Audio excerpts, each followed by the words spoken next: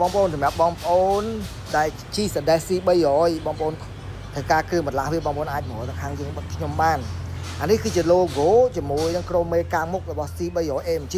ហើយមិនមានតែប៉ុណ្្នឹងទេ C300 យើងមានជាគៀងស្តុបកាងដបូលឯមួយសេតបងប្អូនហើយសម្រាប់បងប្អូនដែលជី C300 ត្រូវការគ្រឿងបន្លាស់ផ្សេងៗក៏យើងមានក្នុងស្តុកដែរបាទអរគុណសួស្តីពុកម៉ែបងប្អូនជាទីស្រឡាញ់អរគ្នាឥឡូវវីដេអូខ្លីៗបានបញ្ចប់ហើយឥឡូវខ្ញុំសូមណែនាំពីគ្រឿងបន្លាស់រថយន្តដែលខាងឃ្លាំងយើងខ្ញុំមានណាបងប្អូនសម្រាប់បងប្អូនដែលជិះឡានទំនើបគ្រប់ប្រភេទដូចជា Range Rover Audi Dash Toyota ក៏ឬក៏ Lexus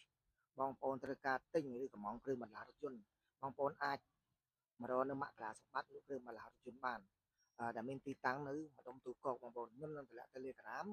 និង Page នៅក្នុងវីដេអូមួយនេះអញ្ចឹងសូមអរគុណសម្រាប់បងប្អូនដែលទស្សនាវីដេអូនេះកុំភ្លេចពេលណាដែលបងប្អូនចង់កម្មងគ្រឿងឡានឬក៏ចង់ទិញគ្រឿងបន្លាស់រថយន្តបងប្អូនអាចឆាតមកខ្ញុំឥឡូវបានបាយបាយ